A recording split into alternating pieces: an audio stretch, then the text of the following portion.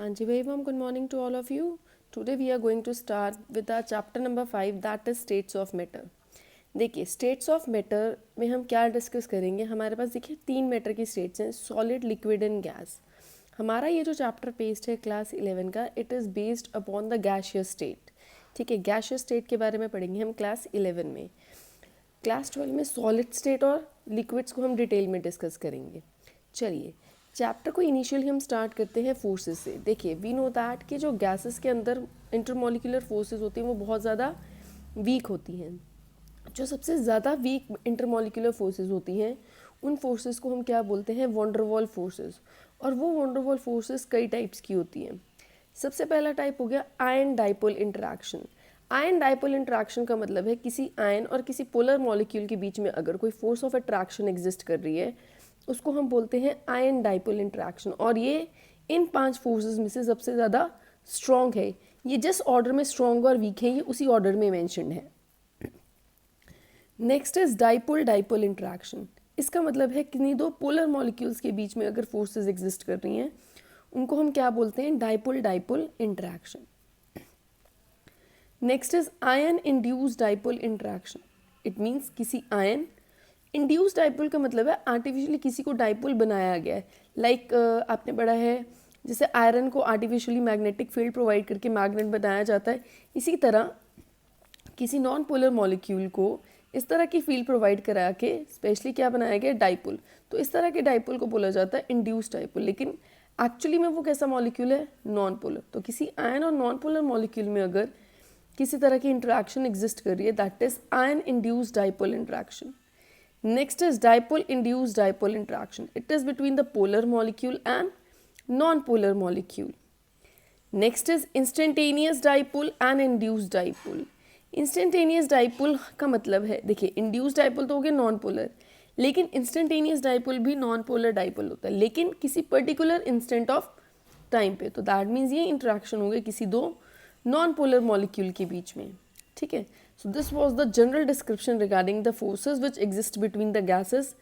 Now the main thing which we are going to start is our gas laws. Basic laws हमारे पास 3 हैं लेकिन हम स्टैंडर्डली कितने laws पढ़ेंगे, 4 लॉज स्टडी करेंगे. देखिए बॉयल्स लॉ, ये जो तीनों के तीनों लॉज हैं, बेसिक लॉज हैं हमारे, Boyle's law, Charles law and Gay Lussac's law. ये लॉज वर्क करते हैं प्रेशर, वॉल्यूम और टेम्परेचर पे. हर लॉ में हम क्या देखेंगे, कोई ना कोई एक क्वांटिटी जो है वो क्या होती जाएगी, कांस्टेंट होती जाएगी. देखिए बॉयल्स लॉ में क्या है, at constant temperature for a given amount of gas. That means इस लॉ में हमारा टेम्परेचर कांस्टेंट है और हमारी अमाउंट ऑफ गैस कांस्टेंट है. दैट मीन्स हमारे गैस के जो नंबर ऑफ मोल्स होंगे वो क्या होंगे, कांस्टेंट होंगे.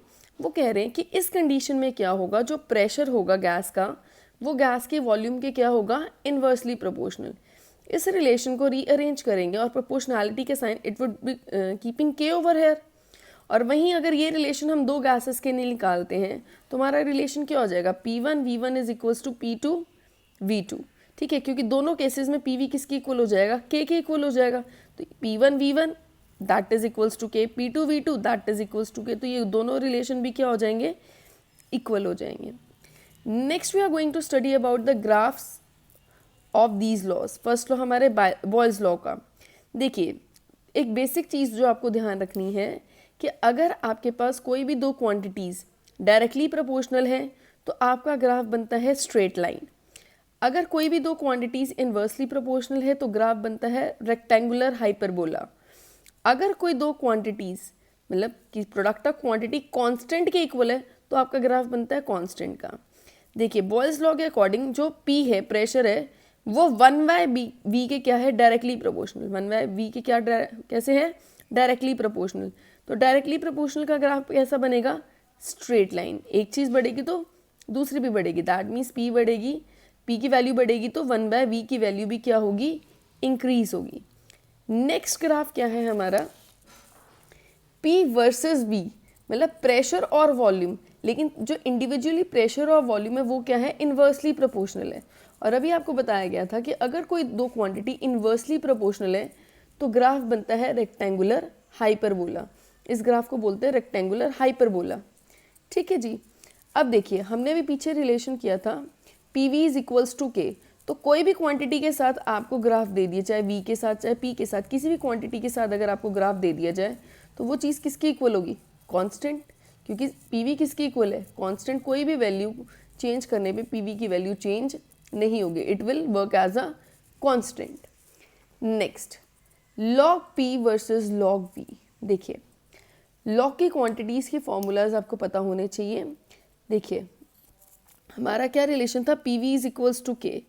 अगर इस रिलेशन के दोनों साइड्स पे हम log कंसीडर करते हैं, log P V is equals to log K, this is the formula of log m into n is equals to log m plus log n।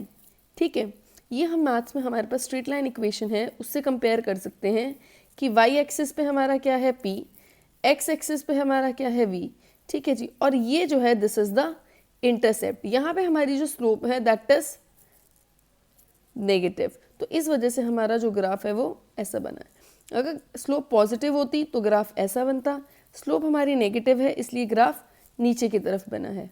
ठीक है जी, this is about Boyle's law. Next is Charles law.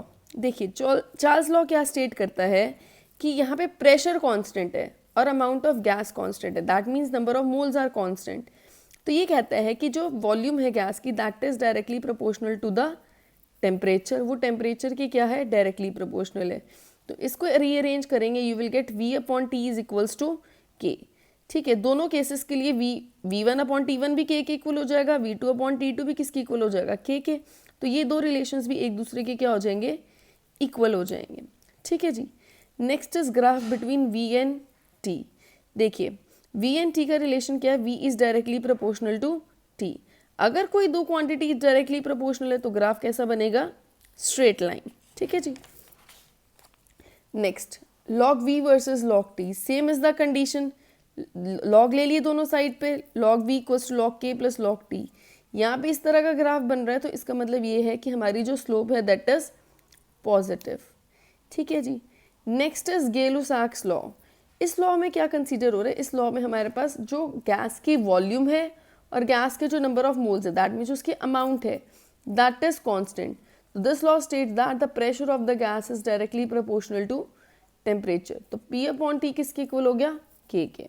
ठीक है, तो दो gases के लिए relation क्या हो जाएगा? P1 upon T1 equals to के, P2 upon T2 equals to के। तो ये दोनों रिलेशंस इक्वल हो जाएंगे। ठीक है जी, चलिए next we are going to discuss the graphs of these law. Next is pressure versus temperature. Directly proportional है प्रेशर और टेम्परेचर, तो ग्राफ कैसा बनेगा? Straight line. Same is the case with log p versus log t। दोनों को log ले लिया both side, log p equals to log k into T, that means log k plus log t। यहाँ पे हमारी slope क्या है? Positive, तो ग्राफ कैसा बना है? ऐसा। और ये चीज़ क्या होती है? इंटरसेप्ट। ठीक है जी। Next is Avogadro law.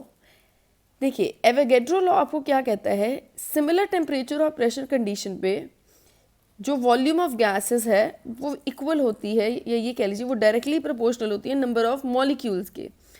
Number of molecules का फॉर्मूला क्या होता है? Number of moles into Avogadro number. तो दैट मीन जो नंबर ऑफ मॉलिक्यूल्स है वो नंबर ऑफ मोल्स के डायरेक्टली प्रोपोर्शनल है। तो हम ये बात बोल सकते हैं कि जो वॉल्यूम है गैस की that is even directly proportional to number of moles of the gas. So this was all about all the 4 laws. In the next video we will discuss regarding the numericals of these laws. ठीक है जी, till then practice them. ठीक है जी, so thank you so much, keep studying and be safe.